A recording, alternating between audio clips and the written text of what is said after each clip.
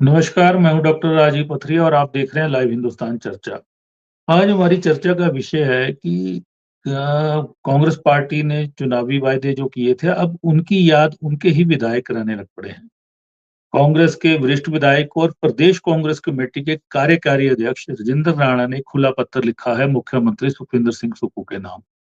उसमें उन्होंने बेरोजगारों का पक्ष लिया है, युवाओं का पक्ष लिया है और उन्होंने वायदा याद दिलाया कि हमारी कांग्रेस पार्टी ने 1 लाख रोजगार हर साल देने का वायदा किया था।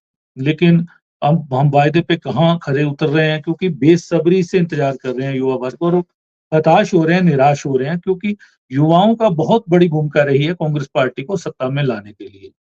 उनका खुला पत्र है, उन्होंने सोशल मीडिया पे वायरल किया, फिर एक वीडियो मैसेज भी जारी किया और उसके साथ-साथ उन्होंने जो हिमाचल प्रदेश में बेरोज़गारों का आंकड़ा है लगभग साढ़े 8 लाख का, उनके साथ खड़ा होने की कोशिश की है। और महँगाई दर अपने बेरोज़गारी दर भी देखी जाए तो हिमाचल प्रदेश की जो बेरोज़गारी दर है वो 13.8% तक पहुँच गई है, जबकि हमारी राष्ट्रीय बेरोज़गारी दर जो है वो है 6.6%। तो ये बहुत बड़ा एक मुद्दा उन्होंने खड़ा कर दिया है और कुछ दिन पहले ही कांग्रेस पार्टी की अध्यक्ष प्रतिभा सिंह भी कांग्रेस कार्यकर्ताओं की उपेक्षा की बातें करती हैं और शाम को मुख्यमंत्री से बैठक करती हैं। अब 2-3 दिन बाद ही कार्यकारी अध्यक्ष और सुजानपुर के विधायक एक खुला पत्र लिख देते हैं। ऐसा नहीं है कि राजेंद्र राणा ने पहली बार पत्र लिखा हो, इससे पहले भी कुछ माह पहले उन्होंने एक पत्र लिखकर इसी तरह के वायदों की याद दिलाई थी। और आज हम इसी विषय पे चर्चा करने जा रहे हैं और हमारे साथ चर्चा में भाग ले रहे हैं विवेक शर्मा जी हैं, भाजपा के प्रदेश के वरिष्ठ प्रवक्ता हैं, वो जुड़े हैं हमारे साथ। राजीव किमटा जी हैं, कांग्रेस कमेटी के प्रदेश के वरिष्ठ प्रवक्ता और प्रवीण शर्मा जी राजनीतिक विशेषज्ञ हमारे साथ जुड़े हैं। तो मैं सबसे पहले थोड़ा-सा इस पत्र के बारे में प्रवीण जी आखिर क्यों राजेंद्र राणा को एक-एक करके वायदा याद दिलाने की कोशिश करनी पड़ रही है और अपने मुख्यमंत्री से क्योंकि संवादहीनता कहीं न कहीं कांग्रेस में है। यही कारण है कि या तो वो सोशल मीडिया पे लिख देते हैं कुछ विधायक, है ना? और अब राजेंद्र राणा ने खुला पत्रकार लिखा है और बेरोज़गारों के साथ खड़े हुए हैं। कहीं न कहीं उन्होंने एहसास कराया है कि एक बड़ा वोट बैंक है बेरोज़गार हमारे प्रदेश में। और ज़ाहिर है उनका पक्ष लिया है उन्होंने। उन्होंने कर्मचारी चयन आयोग के भंग होने के बाद रिज़ल्ट रुके हैं, उनका भी ज़िक्र किया है और मुख्यमंत्री से अपने हल्के के कुछ कार्य हैं, उनका भी ज़िक्र किया है। जी, प्रवीण जी। राजेंद्र राणा जी के पत्र के ऊपर हम लोग बाद में आते हैं, परंतु जो पहले जो धरातलीय स्थिति है उसके ऊपर बात कर लेते हैं। हिमाचल प्रदेश में जब 2017 में विधानसभा चुनाव हुए तो भारतीय जनता पार्टी को 49% वोट मिले और 19 के लोकसभा चुनाव तक ये 70% तक चले गए। उसके पश्चात जो 2 सालों तक जो है कभी किसी ने सोचा भी नहीं था कि हिमाचल प्रदेश में भारतीय जनता पार्टी सरकार जो है रिपीट नहीं करेगी और कांग्रेस के बहुत सारे नेताओं को भी इस बात का विश्वास नहीं था कि वो इस बार सत्ता में आएँगे। कुछ चुनावी विश्लेषक, कुछ वरिष्ठ पत्रकार ज़रूर कहते थे कि हिमाचल प्रदेश में जिस तरह से ट्रेंड है, उस तरह से भारतीय जनता पार्टी नहीं आएगी। परंतु कहीं पे भी कांग्रेस को इस बात का विश्वास नहीं था, इसलिए कांग्रेस ने 30 स्तरीय जो है रणनीति इन विधानसभा चुनाव में अपनाई। हिमाचल प्रदेश में 3 वर्ग बहुत बड़े वर्ग हैं, महिला, जी, युवा और कर्मचारी। महिलाओं के लिए कांग्रेस ने कहा कि हम लोग जो है वो ₹1500 प्रति माह देंगे। कर्मचारियों को ओपीएस देने का वायदा किया और युवाओं को कहा कि हम लोग जो है, हम हर वर्ष जो आपको 1 लाख रोजगार देंगे। अब कांग्रेस की इन बातों के ऊपर कोई विश्वास करने वाला नहीं था क्योंकि जब 2003 में विधानसभा चुनाव हुए थे, तब कांग्रेस ने वायदा किया था कि हर घर से एक व्यक्ति को रोजगार देंगे। उसके बाद जब 2012 का चुनाव हुआ तो कहा कांग्रेस ने कहा कि हम लोग बेरोजगारी भत्ता देंगे। तो हिमाचल प्रदेश के युवाओं का कांग्रेस पार्टी के ऊपर इस तरह का कोई विश्वास नहीं था कि कांग्रेस पार्टी इस बार जो है वायदों को पूरा कर लेंगी। तो सबसे पहले एक ऐसे नेता की खोज की गई जो लोगों को विश्वास दिला सके। कांग्रेस के प्रदेश नेताओं पर तो बिल्कुल विश्वास नहीं था। राहुल गांधी जो थे वो 2017 के चुनावों में असफल प्रयोग साबित हो चुके थे। ऐसे में एक नए चेहरे को लाया गया और वो थे प्रियंका गांधी। प्रियंका गांधी जी, जी ने अक्टूबर 2022 14 अक्टूबर 2022 से लेकर 8 नवंबर तक पूरे प्रदेश में 8 रैलियां की, बहुत सारे रोड शो किए और अपनी पहली रैली से उन्होंने बोलना शुरू किया कि हम लोग इस प्रदेश के अंदर 63,000 जो है वो सरकारी पद खाली है, हम लोग जो है 1 लाख बेरोजगारों को रोजगार देंगे। महिलाओं के लिए भी वायदे किए और कर्मचारियों के लिए भी वायदे किए। तो किसी ने पूछा उनसे कि आप ये 5 सालों में करेंगे? कहते नहीं, ये मैं पहली ही कैबिनेट में करके दूंगी। अब जो जी, सबसे बड़ी मुश्किल है, बात राजेंद्र राणा जी की बाद में आती है। अब प्रियंका गांधी जी को राज्यसभा भेजने के बारे में भी कयास लगाए जा रहे हैं। कांग्रेस पार्टी के नेताओं ने अपनी सबसे वरिष्ठ नेत्री को ही झूठा घोषित साबित कर दिया हुआ है। वो किस मुंह से हिमाचल प्रदेश में आएगी? 1 वर्ष बीत गया हुआ है। जो गलतियां भारतीय जनता पार्टी ने की, भारतीय जनता पार्टी ने क्या किया? भारतीय जनता पार्टी ने पिछले 5 वर्षों में सर्विस सिलेक्शन बोर्ड और पब्लिक सर्विस कमीशन से कुल मिलाकर 5,000 भी जॉब्स नहीं दी।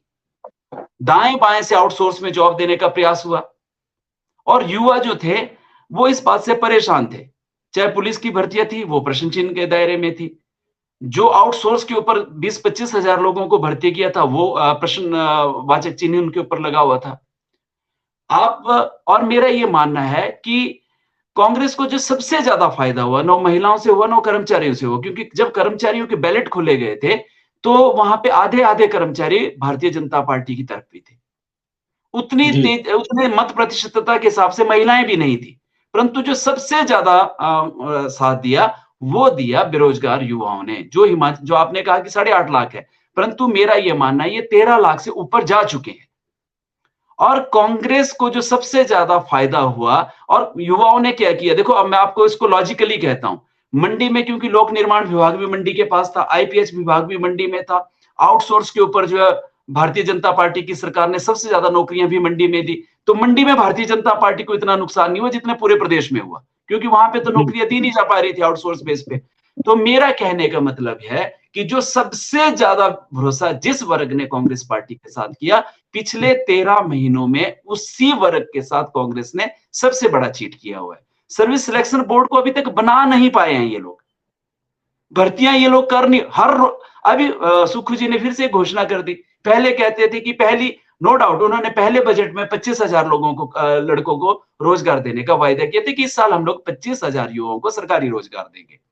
अब स्टेट हुड वाले दिन फिर से कहते कि हम 21,000, 4,000 कम हो गए, कि हम 21,000 युवाओं को रोजगार देंगे।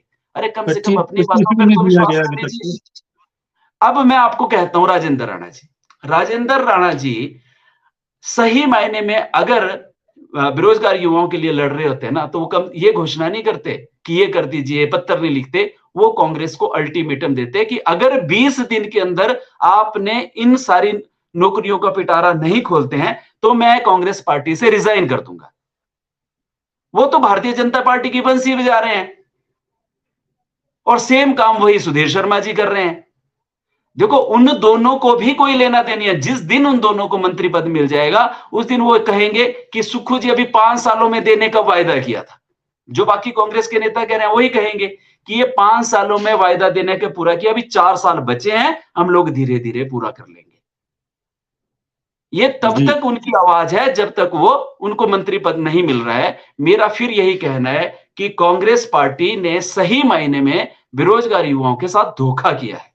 वो कटघरे में आज खड़ी हुई। जी, आप वो जितने जी, मर्जी बहाने लगाए, 5 वर्षों में देंगे, ये नहीं हुआ, कोरोना का काल आ गया, या प्रदेश में बाढ़ आ गई। यार, शिक्षा मंत्रालय के लोग आपने कोई बाढ़ प्रभावित क्षेत्रों में थोड़े ना लगाए थे। वो तो सारे शिमला में बैठे हुए थे, उन लोगों को वहीं सारा काम करना था। बहाने जितने मर्जी लगाएं, सच्चाई यही है कि हिमाचल प्रदेश की वर्तमान कांग्रेस सरकार ने पहले 1 वर्ष में युवाओं के साथ धोखा किया है, और जो उसका नुकसान उन लोगों को इन लोकसभा चुनावों में भुगतना पड़ेगा। जी, जी, चिमटा जी, बड़ा आरोप लग रहा है, कहीं न कहीं युवाओं से भी धोखा है। 1 साल, हर साल 1 लाख रोज़गार, 1 साल बीत गया, कोई रोज़गार नहीं दिया गया, 14 माह हो गए, आपके विधायक को ही और कार्यकारी अध्यक्ष हैं आपकी पार्टी के, उनको ही खुला पत्र लिखना पड़ गया बेरोज़गारों का साथ लेते हुए। अभी उन्होंने एक गारंटी को लेके लिखा है, ज़ाहिर है आने वाले समय में बाकी गारंटियों को लेके भी वो पत्र लिखेंगे। तो कहीं न कहीं कांग्रेस पार्टी को कटघरे में अपने ही लोग अब खड़े कर रहे हैं, क्योंकि चुनावी वायदे पूरे नहीं किए जा रहे हैं। जी, नहीं देखिए, जैसा प्रवीण जी ने कहा, पहले तो मैं पिछले दिनों कुछ बात कही कि कांग्रेस की शायद उम्मीद नहीं थी कि कांग्रेस जो पार्टी जो सत्ता में आएगी। क्या प्रवीण जी भूल गए कि हमारे बाई इलेक्शन हुए, 3 बाई इलेक्शन हुए, और तीनों बाई इलेक्शन जो हमने, जिससे भाजपा सत्ता में थी और भाजपा का सरकार थी, तो तीनों बाई इलेक्शन हमने जो है जीते हैं, चाहे वो मंडी की सीट थी, चाहे वो 2 विधानसभा सीट थे। उसके बाद एमसी का इलेक्शन है, एमसी की जहाँ थे हम लोग जीते हैं। तो ये नहीं था कि कांग्रेस का बिल्कुल भी नहीं था, मनोबल टूटा हुआ था कि कांग्रेस शायद हिमाचल प्रदेश में सत्ता में नहीं आएगी। बिल्कुल कांग्रेस के लोग जानते थे और पार्टी के वर्कर जानते थे कि कांग्रेस सत्ता में आएगी, और लोगों ने एक मन भी बना रखा, जो एक उदाहरण था उसको लेकर, बाई इलेक्शन को लेकर, जिसमें बाई इलेक्शन में जो कांग्रेस जो अच्छी खासी वोट बैंक से जीती है। दूसरी बात, राजेंद्र राणा जी ने पत्र लिखा है, वो एक सजेशन दी है माननीय मुख्यमंत्री को कि हमने जो वादा किए थे वो वादा धरातल पर जल्दी से जल्दी उतारने की आप कोशिश करें, और उसको लेकर उन्होंने अपनी विधानसभा को लेकर, तो मुझे नहीं लगता कि कोई उसमें कोई गलत है। सजेशन आप दे सकते हैं, आप पार्टी के विधायक भी है और पार्टी के साथ में कार्यकारी अध्यक्ष भी है, आपने माननीय मुख्यमंत्री से सजेशन मांगे कि आप जल्दी से जो है उतारू के जो इसे इंप्लीमेंट किया जाए। तीसरी बात, इन्होंने कहा कि रोजगार को, माननीय मुख्यमंत्री ने 31 मार्च से पहले वादा किया है प्रदेश के युवा वर्ग से कि आपको 20,000 नौकरियां जो है मिलेगी, और उसके लिए प्रक्रिया शुरू भी हो चुकी है। अब मुझे समझ नहीं आती कि प्रक्रिया किस तरह की चाहिए, चाहे वो कंडक्टर की भर्ती को लेकर हो, चाहे पुलिस के भी को है, तो सारी जो प्रक्रिया शुरू हो गई है, और मुझे लगता है 31 मार्च से पहले जो है ये सारी भर्तियां जो है ये फर्स्ट फेज की हो जाएगी। तो समय यह है कि थोड़ा धैर्य रखने वाली बात है। अल्टीमेटली प्रवीण जी बोलेंगे कि इन्होंने तो साल का वादा किया था 5 साल, अब सरकार 5 साल के लिए चुनी गई है। अल्टीमेटली आपने जो भर्तियां करनी है उसमें आपका बजट भी इन्वॉल्व है, मनी भी इन्वॉल्व है, उसका भी तो प्रावधान करना है, क्योंकि अभी एट प्रेजेंटली आपके पास तो खजाना खाली है, तो कल को आप भर्ती कर दो, उनको तनख्वाह देने के लिए पैसे ना, तो ये सारी जो चीजें हैं, आज जो समस्या है हिमाचल प्रदेश में, जो सरकार का पास जो है वो आज वित्तीय जो जिस तरह से चल रहा है, वित्तीय घाटा चल रहा है, उसको लेकर कहीं ना कहीं प्रदेश सरकार चाह रही है कि उसे उबारा भी जाए, और साथ ही साथ हिमाचल प्रदेश के युवाओं को जो वादा भी किया था, उस वादे में प्रदेश सरकार और प्रदेश संगठन खड़ा है कि युवाओं को रोजगार हिमाचल प्रदेश में मिलना चाहिए, जिसको हमने वादा भी किया था। और मुझे लगता है कि धीरे धीरे समय में, और अभी 31 मार्च तक तकरीबन 18 से 20,000 जो नौकरी भर्तियां हैं, वो एग्जैक्ट आंकड़ा नहीं है, वो जो है हिमाचल प्रदेश में लोगों को मिल जाएगी। और एक फर्स्ट फेज का, सेकंड फेज में फिर आपका जो सेकंड प्रक्रिया है, उसलिए वो धीरे धीरे करके, बात यह है कि अल्टीमेटली थोड़ा सा जो 4-5 महीना जो हमारा जो फ्लैश फ्लड्स आए हैं, उसने कहीं ना कहीं आपका एक डिस्टर्बेंस कर दिया है, क्योंकि आपको पहले जो था कि अल्टीमेटली हिमाचल प्रदेश को आप उस फ्लैश फ्लड से कैसे उबार सके, उसको लेकर सरकार चिंतित थी। माननीय मुख्यमंत्री ने उसको भी उबारा, और आप मतलब कि आप समझ सकते हैं कि जिस तरह से उन्होंने एक स्पीडली काम हिमाचल प्रदेश के अंदर किया, वो खुद में ही काबिल तारीफ है, चाहे हमारे मुख्यमंत्री है, चाहे आप लोग के मुख्यमंत्री है, लेकिन उन्होंने जिस तरह से काम किया वो मान्य बहुत ही काबिल तारीफ है। और मुझे लगता है कि उसमें रोजगार भी जुड़ा था, क्योंकि टूरिज्म इंडस्ट्री को लेकर भी बहुत दिक्कत आ रही थी, क्योंकि बेरोजगारी फिर आंकड़ा बढ़ रहा था। तो अल्टीमेटली आप समझ सकते हैं कि आपके जो 25 दिसंबर था, 31 दिसंबर था, और फर्स्ट वीक ऑफ जनवरी तक, चाहे शिमला था, चाहे धर्मशाला था, चाहे मनाली था, टूरिज्म जो काफी बूम मिला। और टूरिज्म को लेकर माननीय मुख्यमंत्री बहुत संवेदनशील भी है, और हाल ही में ही मैं बताऊं आपको कि बहुत अच्छा सौगात हिमाचल प्रदेश को माननीय मुख्यमंत्री देने जा रहे हैं, जो भृगु जोत है, जो सीधा आपका कुल्लू से धर्मशाला की तरफ जो आपका भीड़ है वहां पे जोड़ेगा। तो मुझे लग रहा है कि ये सिर्फ आज दिन तक जो धरातल पर किसी ने सिर्फ बातें की, लेकिन माननीय मुख्यमंत्री उसको धरातल पे उतारने वाले हैं, जिससे कि मंडी का क्षेत्र, कुल्लू का क्षेत्र और धर्मशाला का क्षेत्र को एक सर्किट टूरिज्म इतना अच्छा बन जाएगा कि शायद आने वाले समय में यहाँ पे लोगों को रोजगार बहुत बड़ा अपार संभावना हो जाएगी रोजगार। तो इसके लिए धीरे धीरे समय लगेगा, लेकिन हमें जो राजेंद्र राणा जी ने चिट्ठी लिखी है वो एक सजेशन है, मैंने चिट्ठी पढ़ी है, उसमें सजेशन दी गई है उन्होंने कि आप इसे जल्दी से इम्प्लीमेंट करें। चिमटा जी, उस पत्र को अगर आपने पढ़ा होगा, उसमें लिखा है उन्होंने कि युवा वर्ग हताश है, निराश है, और मैं कार्यकारी अध्यक्ष हूँ, इस नाते मुझसे सैकड़ों युवाएं मिलते हैं रोजाना, और हम पार्टी के विधायक भी चर्चा करते हैं कि युवाओं अपने रोजगार की बात कर रहे हैं, वहीं उन्होंने कोरोना मूलक जो पद हैं खाली पड़े हैं उनको नहीं भरा अभी तक 14 माह में, उसकी भी बात उठाई है। और जो रिजल्ट पड़े हैं कर्मचारी चयन आयोग में, देखिए 22 दिसंबर को 2022 में शायद ये भंग किया गया, उसके बाद कैबिनेट ने इसका नाम तो बदल दिया, राज्य चयन आयोग, सिर्फ नाम बदला है, उसके बाद क्रियाशील नहीं हो रहा ये। अब जाहिर है आप जो 20,000 पद भरने जा रहे हैं उसमें से तृतीय श्रेणी के पद बहुत सारे होंगे, आप कैसे भरोगे, क्योंकि आपका पिछला साल भी निकल गया, अगला भी निकल गया, 2 लाख रोजगार तो इसी में मर गए युवाओं के जो वायदा था। सवाल ये उठ रहे हैं। नहीं, वो बात बिल्कुल आपकी बात में जायज़ है कि कुछ समय निकल गया। मैंने कहा ना कि पिछले 5-6 महीने तो हमारा कोरोना इसमें ही निकल गया, फ्लैश फ्लड्स में ही निकल गया। जो एक काम में जो आप अल्टीमेटली जब आप बैक फुट पे चले जाते हैं, तो आपको दोबारा से मेन स्ट्रीम आने में टाइम लगता है। और यही कारण था कि जिस तरह से फ्लैश फ्लड आया, उससे पूरा प्रदेश जो है बैक फुट पे चला गया। क्योंकि पहले उबारना था प्रदेश को उस फ्लड से, अब उबारा है, अब ये प्रक्रिया शुरू हो गई है। अब अल्टीमेटली ये प्रक्रिया शुरू ही हुई है, तो मुझे लग रहा है कि थोड़ा-सा माननीय मुख्यमंत्री को, सरकार को समय दिया जाए कि अगले 2-3 महीने में ये प्रक्रिया शुरू हो जाए और जो अगली 31 मार्च का जो सेकंड फेज जो है, लोगों को जो है रोजगार मिल जाए। तो मुझे लगता है ये चीजें, बाकी जो राजेंद्र राणा जी ने लिखा है वो एक सजेशन है माननीय मुख्यमंत्री के लिए, शायद सभी विधायक है। यही तो कांग्रेस पार्टी की खूबी है कि अल्टीमेटली यहाँ पर आप आवाज उठा सकते हैं। भाजपा की तरह नहीं है कि आपकी आवाज जो है दबाई जाती है। यहाँ पे हम पार्टी के कार्यकर्ता भी और पार्टी के विधायक भी आवाज उठाते, चाहे अपनी सरकार है, कि आप जो इसे शीघ्र अब समझ लीजिए, आपका बीजेपी का पिछले 5 साल का टेन्योर है, कोई विधायक थी, किसी की हिम्मत थी? या हिंदुस्तान में सरकार है, माननीय जो प्रधानमंत्री है, उनके खिलाफ कोई बोल सकता है? नहीं बोल सकता। 15 आपने भी तो 2 करोड़ का रोजगार का वादा किया था। कभी किसी की हिम्मत हुई, किसी एमपी की, कि उन्हें लिखे कि आपने जी हमने 10 करोड़ जो रोजगार देना था हिंदुस्तान में, हमने दिया कुछ रोजगार? हमने वादा किया था 15-15 लाख के, दिए आपने? तो वो चीज बहुत, यही अपने आप में खूबसूरती है कांग्रेस पार्टी की, कि यहाँ पर जो है एक बोलने की आजादी है, जो हमारी एक कॉन्स्टिट्यूशन राइट भी है। तो मुझे लगता है कि भाजपा में कॉन्स्टिट्यूशन राइट है कि आप बोल नहीं सकते, अगर आप बोल गए तो आप उसी टाइम क्रश कर दिए जाएंगे। तो ये आपके सामने है और समय लगेगा धीरे धीरे करके। और सारी जो सामान्य हिमाचल प्रदेश में जो रोजगार को लेकर बातें कर रहे हैं, जो हमारी गारंटी है, वो धरातल पर धीरे धीरे जो है उतरती नजर आएगी आपको। जी, जी विवेक जी, विधायक का खुला पत्र कहीं न कहीं कांग्रेस के अंदर संवादहीनता की कमी को दर्शाता है। कोई ऐसा मंच नहीं है कि हम मुख्यमंत्री से सीधा संवाद कर सके विधायक। ठीक है, जाहिर है मंत्री पद से चूके हैं, नाराज हैं, लेकिन बात तो उन्होंने जायज़ की है, युवाओं के साथ खड़ा होने की कोशिश की है। और मैं देख रहा था जब उनके सोशल मीडिया अकाउंट पे इतने कमेंट युवाओं के समर्थन में आ रहे हैं, पूछिए मत। उनको समर्थन तो मिल रहा है इस चीज़ से। और मुद्दा तो उन्होंने ठीक उठाया, अभी एक गारंटी का उठाया। प्रवीण जी ने जैसे कहा कि इन्होंने प्रियंका गांधी जी को भी झूठा साबित कर दिया है। हालाँकि उनके राज्यसभा में उनके या सोनिया जी के जाने की अटकलें चल रही हैं हिमाचल प्रदेश से। लेकिन अपने बड़े नेता को भी झूठा साबित कर दिया। उससे पहले भी 2 चुनावों का इन्होंने ज़िक्र किया कि पहले लाए हर घर से रोजगार, फिर लाए बेरोजगारी भत्ता। बेरोजगारी भत्ता देखिए, जीएस बाली, स्वर्गीय जीएस बाली जी ने एक रोजगार यात्रा शुरू की थी चुनावों से पहले और उन्होंने कमिटमेंट करवाई थी, चुनावी घोषणा पत्र में भी डलवाया था, लेकिन उस समय बाकी मंत्री भी सहमत नहीं थे देने को, मुख्यमंत्री वीरभद्र सिंह भी सहमत नहीं थे।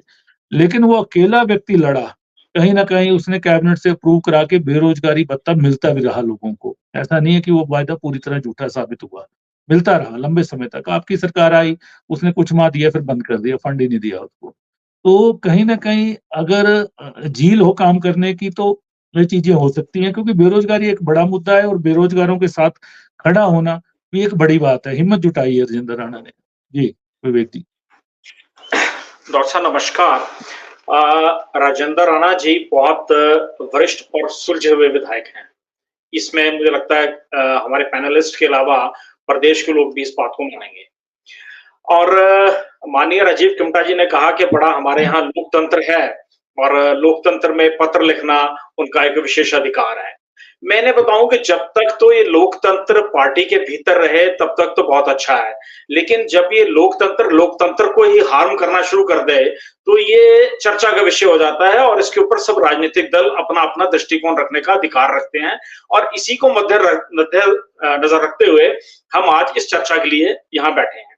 मैं ये बताऊं कि अगर एक विधायक को ये लिखना पड़ जाए कि आपने माननीय मुख्यमंत्री जी अपने प्रवास के में ये घोषणाएं की थी मेरे विधानसभा क्षेत्र में, या हमने ये गारंटियां दी थी और ये गारंटियां पूरी नहीं हो रही हैं। और मजेदार विषय यह है कि ये उस समय आया जब विधायक प्राथमिकता की बैठकें चल रही हैं आगामी बजट को लेकर के, जो सरकार 17 फरवरी को प्रस्तुत करने जा रही है। ऐसे समय में अगर पार्टी का एक वरिष्ठ विधायक का मुख्यमंत्री को पत्र लिखता है तो ये बहुत ज्यादा चिंता का विषय उत्पन्न हो जाता है। जबकि उन्होंने, जहां तक मेरी जानकारी है, शायद उन्होंने ये जो प्राथमिकता की बैठक थी उसमें भी उन्होंने पार्टिसिपेट नहीं किया, जो इस बात को गैर हाजिर रहे हैं वो और सुधीर शर्मा, दोनों गैर हाजिर रहे हैं। जब उन्होंने पत्र लिखने का तात्पर्य ये रहा कि जब तक पिछला नहीं आप कर रहे हैं तो अगली घोषणाएं और अगली प्राथमिकताओं पर हम क्या चर्चा करेंगे। यह सीधा सीधा सरकार को आईना दिखाने का काम किया है उन्हीं के ही चुने हुए एक प्रतिनिधि और विधायक ने। दूसरा विषय जो आपने भी अभी कहा कि उन्होंने एक वीडियो जारी कर दिया। वीडियो उनको तब जारी करना पड़ा जब ये मामला मीडिया में चला गया। प्रश्न यह है कि उनका लिखा हुआ पत्र या तो उनके द्वारा सार्वजनिक किया गया या मुख्यमंत्री के कार्यालय द्वारा सार्वजनिक किया गया। जब इस पर मीडिया ने प्रश्न पूछा कि जी आपने ये पत्र क्यों लिखा, तो उन्होंने इसका स्पष्टीकरण कर दिया है कि भी मेरे पास बेरोजगार युवा आते हैं और मुझसे प्रश्न पूछते हैं और एक विधायक होने के नाते मुझे उत्तर देने के लिए उनके यहाँ आना पड़ता है। माननीय कमटा जी ने कहा कि अभी हम 31 मार्च तक इसके ऊपर नौकरियां देने का हमने वादा किया, हम दे देंगे। मैं इन्हें बता दूं कि उससे पूर्व 17 फरवरी को ये बजट पेश करने जा रहे हैं। उसके तुरंत बाद राज्यसभा का चुनाव है और उसके बाद कोड ऑफ कंडक्ट लग जाएगा पूरे भारतवर्ष में। 31 मार्च तक ये कुछ भी नहीं कर पाएंगे। और मैं इनके ध्यानार्थ कर दूं कि लगभग इस सरकार को 14 माह का कार्यकाल पूरा हो गया और हमारा वनवास समाप्त होने वाला है। ये मैं इनके ध्यानार्थ ये भी मैं इनको बता दूं। दूसरी बात, कांग्रेस की जो अंतरकला है वो अंतरकला इस हद तक धरातल पर आ गई है कि आज 28 राज्य 8 यूनियन टेरिटरीज में से मात्र 3 प्रांतों तक ये सीमित रह गए। उसके बाद हालत इनकी है कि इनके यहाँ 28 प्रांतों में से 22 प्रांत ऐसे हैं जहां नेता प्रतिपक्ष बनने के लिए भी कोई तैयार नहीं है, जहां पर लीडर ऑफ हाउस बनने के लिए भी कोई तैयार नहीं है, संगठन का नेता बनने के लिए भी तैयार नहीं है। कांग्रेस एक विलुप्त होता हुआ जंतु के समान हो गई है। हद ये हो गई कि आपने चायनियों की बात की। मैं आपके ध्यानार्थ कर दूं कि 17 नवंबर 2023 को आपके चैनल के ऊपर ही हमने चर्चा की थी और जो विषय हमने उस समय उठाए थे उससे पूर्व 6 महीने पूर्व हमने मामले उठाए, उसी विषयों को बाद में छात्रों ने भी उठाया। और आज स्थिति आ गई है सरकार की कि इनके जो विधायक हैं वो उस विषयों को लेकर के आ गए हैं, क्योंकि जो व्यक्ति जनता के मध्य रहेगा उसको इन समस्याओं का समाधान भी करना पड़ेगा और इनको फेस भी करना पड़ेगा, जिसके लिए कांग्रेस मेंटली प्रिपेयर नहीं है। माननीय भाई प्रवीण जी ने जो विषय लिया है मैं उनके भी ध्यानार्थ कर दूं कि हमारा वोट बैंक था 49% और कांग्रेस को मिला है 49.9%। 1% से कम मात्रा से ये जीते हैं प्रदेश में। तो ऐसा कुछ नहीं है कि बड़ी लोकप्रिय सरकार हो गई है। इनको 0.9% के हेरफेर का ही सारा खेल है इसमें। और 11 दिसंबर 2023 को जब इनकी नेत्री यहाँ पर थी वो इनके यहाँ गई नहीं, धर्मशाला वाले कार्यक्रम में वो उन्होंने पार्टिसिपेट नहीं किया।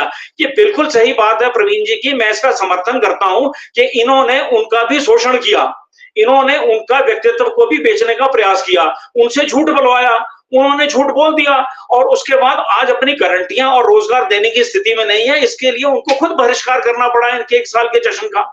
हालत कांग्रेस की बहुत खराब है और ये भीतर खाते डे बाय डे खराब होती जा रही है और ये चिंता का मामला है। आज राजेंद्र राणा जी ने पत्र लिखा है, कल को कोई दूसरा विधायक लिखेगा, परसों को कोई दूसरा लिखेगा, लेकिन ये कंटिन्यू प्रोसेस है क्योंकि इनकी प्रदेश की अध्यक्ष ने परसों जो बयान दिया है वो बड़ा चिंता वाला बयान है और उसको समझना पड़ेगा। कांग्रेस अब चाहे अपने आप को जितना मर्जी मक्खन लगा करके अपने आप को जोड़ने का प्रयास कर ले, लेकिन ये धरातल पर आ गया है कि ये पूरी तरह से विभाजित हो गए हैं। हाँ, उसके परिणाम क्या आएंगे ये मुझे लगता है आने वाले कुछ सप्ताह में ये भी बड़ा स्पष्ट हो जाएगा। कांग्रेस की स्थिति सामान्य स्थिति नहीं है इस समय, ये प्रदेश की जनता भी इस बात को समझ चुकी है। जी प्रवीण जी, कर्मचारी चयन आयोग को राज्य चयन आयोग का नाम तो दे दिया गया कैबिनेट ने और सानन कमेटी की रिपोर्टें भी लंबे समय तक आती रही और उनको सबमिट हुए भी कई माह हो गए। अब मतलब दिसंबर में शायद उन्होंने बिल्कुल कर दी थी, अब जनवरी निकल गया, फरवरी भी आ गया। पिछले दिनों आपको याद होगा JOAIT के अभ्यर्थी जो थे सचिवालय पहुंचे, मुख्यमंत्री से मिलने की जिद करते रहे, रात भर बैठे रहे। अगले दिन सुबह जब वो मिलते हैं तो मुख्यमंत्री जी उनको कहते हैं कि मंत्रियों को मनाओ, हम तो तैयार हैं। हालांकि सुप्रीम कोर्ट का निर्णय है 9 नवंबर का पिछले साल कि 12 वीक के अंदर इनका कंडीशनल रिजल्ट निकाल दो, क्योंकि ये 2020 का इन्होंने परीक्षा दे रखी हुई है वो मामला, क्योंकि ये सारा कर्मचारी चयन आयोग के कारण है। इसके लिए दोषी भाजपा भी है, क्योंकि भाजपा के समय में वहां पे लगातार पेपर लीक होते रहे, किसी ने ध्यान नहीं दिया, आंखें मूंद के बैठे रहे, ब्यूरोक्रेसी ने भी नहीं देखा, विजिलेंस को इनपुट भी आते थे लेकिन जांच के लिए जब भी वो इशारा मांगते थे सत्ता के मुखिया का तो इशारा नहीं मिलता था। और भी कई मामले विजिलेंस के ध्यान में थे, लेकिन वहां से कोई इशारा मिलता नहीं था। जाहिर है विजिलेंस तब तक कार्रवाई करती नहीं है इतने बड़े इंस्टीट्यूशन या इन चीजों पे, लंबे समय तक होता रहा। अब मतलब हजारों बच्चे, राजेंद्र राणा ने पत्र में लिखा कि ओवरेज होने जा रहे हैं, उनका रिजल्ट नहीं निकल रहा है और सरकारी नौकरी के पात्र नहीं रहेंगे, हमारे से रोज मिलने आ रहे हैं वो लोग। ये भी एक बड़ा मुद्दा है कहीं ना कहीं। मतलब आपदा एक अलग चीज है, एक किसी भंग की हुई चीज को बनाना अलग चीज है। हर बार हम आपदा का सहारा नहीं ले सकते। वो 2 माह की आपदा थी, ठीक है, वो धीरे धीरे रिस्टोरेशन चलती रही, वो अब भी चल रही है कई जगह। तो इस फ्रंट पे भी कहीं ना कहीं कांग्रेस चूकी है सरकार। देखिए उस दिन क्या था जब शिमला में लड़के मिलने आए थे, बाई चांस उस दिन मैं शिमला में था और मेरे लिए बड़ी जी, हैरानी की बात थी हाँ जी। कि पूरे प्रदेश से ठंड से बच्चे आए हुए थे, वो सचिवालय के बाहर बैठे थे और मुख्यमंत्री जी उनसे मिलने ही नहीं आए। जबकि वो बहुत शांतिपूर्ण और वो चाह रहे थे कि मुख्यमंत्री जी उनकी बात सुन ले। मेरे लिए तो बहुत हैरानी की बात है कि एक मुख्यमंत्री अपने ही बच्चों की बात नहीं सुन रहा है और खासकर जब सुप्रीम कोर्ट ने ये क्लियर कर दिया है कि आप बच्चों का रिजल्ट डिक्लेयर कर सकते हैं। 1800 बच्चों का भविष्य लटका पड़ा हुआ है और उसके बावजूद मुख्यमंत्री जी ने अपने होंठ सील लिए हैं और ये कह रहे हैं कि मंत्रियों से बात कर ले। दूसरा मैं आपको और उदाहरण देता हूँ, एनटीटी 4500 के करीब जो है वो बच्चे जो है वो टीचर्स लगने हैं और उसका पैसा जो है पिछले 4 वर्षों से केंद्र सरकार से आ चुका है। 3 लैप्स वर्षों भी में हो रहा है हर साल। हाँ, लैप्स भी हो रहा है। भारतीय जनता पार्टी 3 वर्ष नहीं लगा पाई और आपको बड़ी हैरानी की बात बताता हूँ कि लगभग 24,000 युवाओं ने एनटीटी की जो एक ट्रेनिंग है वो पूरी की है, परंतु हम तो 4500 1 साल युवाओं को की है ना, पिछले कुछ वो हाँ, मसला भी है, 1 साल का है वो, कुछ मसला है उसमें हाँ, भी। आप उसको ब्रिज कोर्स दे सकते थे, पर जो पैसा केंद्र सरकार से आया था, मतलब प्रदेश सरकार का कार्यप्रणाली के ऊपर वैसे ही प्रश्न चिन्ह लग जाते हैं कि ठीक है, कुछ लोगों ने 1 वर्ष की है, कुछ लोगों को मान्यता नहीं है। आप एक बार सारी की सारी चीजों को देखते, कौन से लोग मान्य हैं, कौन से लोग मान्य नहीं है, किन लोगों को मिलनी है, किन लोगों को नहीं मिलनी चाहिए। पर आप केंद्र सरकार से आए हुए पैसे को भी अगर लैप्स हो रहा है, तो सोच लो ये प्रदेश सरकार किस तरह से काम कर रही है। और उसके बाद जो है गेस्ट फैकल्टी के ऊपर आप फिर से टीचर लगाने की बात कर रहे हो। नहीं, उसको तो पूरा प्रदेश त्रस्त पड़ा हुआ है। रोल बैक कर दिया गया है शायद उसको तो, बस क्योंकि हाँ, उसको काफी उसकी आप आलोचना हो रही थी। मतलब जब आपकी आलोचना हो रही है तो आप उसको रोल बैक कर रहे हो। आप वन नहीं, मित्र मुझे लगा प्रवीण जी एक मुझे लगता है कि कहीं ना कहीं जो ये ब्यूरोक्रेसी मुख्यमंत्री जी के इर्द गिर्द घूम रही है, ये उनसे इस तरह की चीजें करवा रही है, क्योंकि वो पहली बार सत्ता के गलियारों में आए हैं। आज तक वो संगठन के व्यक्ति रहे हैं, बड़ी उनकी साफ छवि रही है और संगठन में काम करने का उनका लंबा अनुभव है, संघर्ष से आए हैं, लेकिन उनको सरकार के अंदर काम करने का कोई अनुभव नहीं था। अब देखिए उनका जो भरोसा है वो कुछ ब्यूरोक्रेट के ऊपर है और ब्यूरोक्रेसी इस तरह की स्कीमें लाके उनसे ओके करवा देते हैं। जब आलोचना होती है बंद हो रही है वो, तो मुझे लगता है कहीं ना कहीं उनको ये देखना पड़ेगा मेरे इर्द गिर्द कौन लोग हैं। 1998 में प्रोफेसर प्रेम कुमार धूमल जी भी पहली बार, उससे पहले तो वो एमएलए भी नहीं रहे थे। ये तो एमएलए रह चुके हैं, वो एमएलए भी नहीं रहे थे, परंतु उनके बारे में कहा जाता था इन सारी, और उनके सामने सबसे बड़े नेता जो थे हिमाचल प्रदेश के वीरभद्र जी थे, जो जो छोटी सी गलती के ऊपर भी प्रहार करते थे। उसके बावजूद प्रेम कुमार धूमल जी के बारे में यह कहा जाता है उनके दोनों कार्यकालों में आज तक सबसे ज्यादा नौकरियां हिमाचल प्रदेश में दी गई हैं। जिस व्यक्ति की नीयत होती है, जिस व्यक्ति को काम करना होता है, उसके पास बहाने नहीं होते हैं। मैं 2 या 3 बार शिमला में आया और दोनों या तीनों बार मैंने मुख्यमंत्री जी की कार्यप्रणाली को देखा है। वो बहुत डरे हुए व्यक्ति की तरह लग रहे हैं, वो निर्णय ही नहीं ले पा रहे हैं, साहस ही नहीं कर पा रहे हैं। शायद उनको ये डर लग रहा है कि कहीं निर्णय गलत नहीं हो जाए, शायद उनको ये डर लग रहा है कि कहीं मेरी ईमानदारी के ऊपर प्रश्न चिन्ह नहीं खड़ा हो जाए। काम करता है व्यक्ति तो उसके ऊपर लाखों उंगलियां उठती हैं, परंतु मेरे कहने का मतलब है बिना डरे उनको निर्णय लेने पड़ेंगे।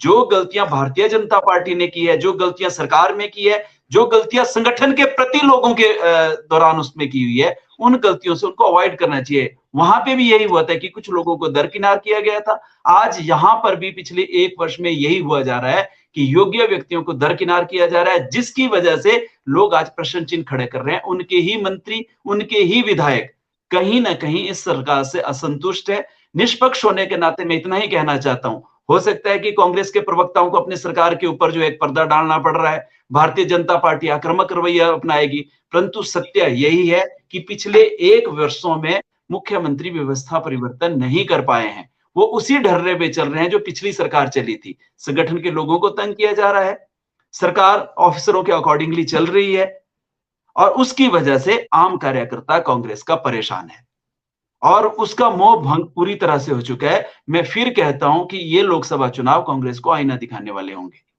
जी किमटा जी, व्यवस्था परिवर्तन का नारा तो है लेकिन व्यवस्था परिवर्तन कहीं नहीं दिख रही है। ये प्रवीण जी ने साफ एक निष्पक्ष अपनी राय दी है और जिन चंद लोगों के साथ चल रहे हैं कहीं ना कहीं वो राह अच्छी राह नहीं दिखा रहे हैं।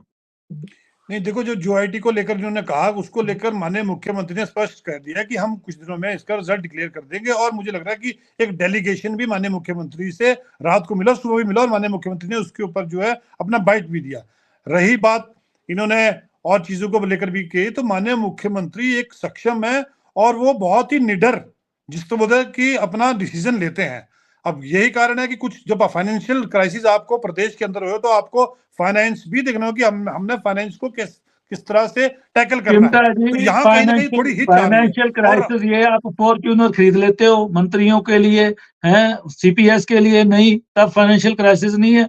जो जयराम ठाकुर जी ने किया वही आप कर रहे हो, फिर क्या फर्क है? बिल्कुल नहीं, बिल्कुल नहीं। दूसरी बात, फैकल्टी गैस की जो बात की उसको लेकर अभी सिर्फ उसमें एक पॉलिसी बननी है और मुझे लगता है कि बहुत अच्छा डिसीजन है। अब देखिए, अब क्योंकि प्रवीण जी और विवेक जी खुद यूनिवर्सिटी में रहे, यूनिवर्सिटी में आपके फैकल्टी में आपके वो लेक्चरर्स नहीं आते थे, तो अल्टीमेटली कहीं ना कहीं उन बेरोजगार आपकी जो एक प्रक्रिया है रोजगार की वो चल रही है, लेकिन जो लोग कहीं घर बैठे हैं और उन्होंने क्वालिफाई किए हुए तो एटलीस्ट उनको भी एक रोजगार मिल जाता है कि और एक टीचिंग एक्सपीरियंस भी मिल जाता है। तो उसके लिए एक पॉलिसी बननी है, इसलिए वो रोल बैक इसलिए रोका गया कि अल्टीमेटली अगर वो दिन के 3 लेक्चर देंगे या 3 घंटे पढ़ाएंगे तो उनको क्या एक जो मानदेय दिया जाएगा, तो उसको लेकर है। अल्टीमेटली मुझे लगता है कि बहुत अच्छा डिसीजन है, स्कूल से लेकर कॉलेजेस को लेकर, और यूनिवर्सिटी में तो ऑलरेडी ये इम्प्लीमेंटेड है। यूनिवर्सिटी में तो फैकल्टी आते हैं, लेकिन कॉलेज और स्कूल में नहीं थी ये चीज। चलिए, हाँ, मुझे लगता है कि थोड़ा सा बिल्कुल माननीय मुख्यमंत्री सक्षम है और वो जो डिसीजन लेते हैं वो बिल्कुल बखूबी से लेते हैं और एक एक्सपीरियंस भी है। विवेक जी कुछ कहना चाह रहे हैं? विवेक जी, मैं थोड़ा सा आपके विषय को थोड़ा सा मैं इसको डायरेक्ट करना चाहता हूँ। ये हम अक्सर कहते हैं ब्यूरोक्रेट्स इसमें गड़बड़ कर देते हैं, ब्यूरोक्रेट्स कुछ पॉलिसीज लाके मुख्यमंत्री से करा देते हैं। मैं कहता हूं ब्यूरोक्रेट्स को दोषी ठहराना मुनासिब नहीं है कि ब्यूरोक्रेट से तो हमने काम लेना है। ये जो मित्रों की सरकार है उनके आसपास की जो जुंडली है वो जुंडली उनसे सारा उल्टा सीधा काम करा रही है और वो उनको उपयोग कर रही है। जबकि जब मुख्यमंत्री जी बने थे, चाहे हम विपक्ष में हो या कांग्रेस के लोग सत्ता में हो या सामान्य लोग हो या उनके आलोचक हो, प्रशंसक हो, सबका ये मानना था कि सुक्खू जी एक सामान्य परिवार से आए हैं और ये उतना शोषण सहकर आए हैं। मैं शब्द उपयोग नहीं करना चाहता, उनको किसी जमाने में सुक्खू जैसे शब्दों से पुकारा जाता था, लेकिन आज स्थिति हो गई है कि वो ऐसे लोगों से घिर गए हैं, एक ऐसी व्यवस्था से घिर गए हैं जो वास्तव में प्रदेश हित में नहीं निजी हित में काम कर रही हैं। और मैं अंततः यही कहना चाहूंगा कि निंदक नीरे राखिए आंगन कुटी सुहाए, ठीक है ना जी। तो वाली जो स्थिति है वो मुख्यमंत्री जी को पुनः विचार करने की बात है। अदरवाइज इस प्रदेश की हालत बहुत ज्यादा दिन प्रतिदिन खराब होती जा रही है। और जो चाय नियोग की बात कर रहे हैं, चाय नियोग क्यों नहीं बन रहा? मैंने पहले कहा कि 17 लगभग नवंबर को हम आपके चैनल पे इस पर बहुत लंबी डिबेट कर चुके हैं। क्यों नहीं बन रहा? ऐसे कौन सी नियम है, वो कौन सी फाइल आती है और फाइल टर्न डाउन हो जाती है, फिर फाइल आती है फिर टर्न डाउन हो जाती है? आखिर कैबिनेट उसको अप्रूव क्यों नहीं करती? उसके पीछे के क्या कारण है? इन सब प्रश्नों का जवाब स्वयं मुख्यमंत्री को देना पड़ेगा। अब उनके बिहाफ पर प्रवक्ता आ जाएं, मंत्री आ जाएं, उससे चीजों का समाधान नहीं निकलेगा। अंदर जाते हैं विधानसभा में, वहां पर चर्चाएं नहीं होती हैं, ये चिंता की बात है। ये सारे विषय बड़े चिंता के, और बेरोजगारी का आलम जो का 14% पहुंच गया है हिमाचल प्रदेश। जी चलिए, चर्चा को विराम देते हैं विवेक जी। जी, तो आज हम चर्चा कर रहे थे कि बेरोजगारों के साथ मुख्य वायदा था हर साल 1 लाख रोजगार देने का। वायदा ही अभी तक रहा है, आगे कब इम्प्लीमेंट होगा? भी 20,000 पद इस साल भरे जाने हैं, पिछला वर्ष तो निकल गया। और अब राजेंद्र राणा, वरिष्ठ विधायक का पार्टी के कार्यकारी अध्यक्ष प्रदेश के, उनको खुला पत्र लिखना पड़ रहा है मुख्यमंत्री के नाम, और उसमें वो युवाओं की बातें, बेरोजगारी की बातें और कर्मचारी चयन योग की बातें, करुणामूलक आधार पद की बातें, और वही ना वही अपने हल्के में जो घोषणाएं मुख्यमंत्री की है उनको पूरा ना होने की बातें उठाते हैं। तो ये बड़ा जिक्र है कि बेरोजगारों का मुद्दा राजेंद्र राणा ने उठाया है और चर्चा में ये भी उभर कर आया कि बेरोजगारों ने खुलकर समर्थन दिया क्योंकि उनको उम्मीद थी कि हमें रोजगार मिलेगा। हिमाचल प्रदेश में बेरोजगारी का आंकड़ा बहुत तेजी से बढ़ता जा रहा है। तो आज हमने इसी विषय पे चर्चा की कि ये वायदा कब निभाया जाएगा, कब वो वक़्त आएगा, कब किसी को नौकरी मिलेगी, स्वरोजगार के रूप में रोजगार मिलेगा, क्योंकि अभी तक योजनाएँ भी धरातल पे नहीं उतरी हैं। कुछ योजनाएँ सरकार बना रही है, ज़ाहिर है आने वाले समय में उनसे बेरोजगारों को रोजगार मिले। लेकिन जो सरकारी दायरे का रोजगार है, वो अभी तक कहीं न कहीं अटका हुआ है। रिजल्ट रुके पड़े हैं। तो आज हम इसी विषय पे चर्चा कर रहे थे। आप सबने इस चर्चा में भाग लिया। मैं आप सबका धन्यवाद करता हूँ।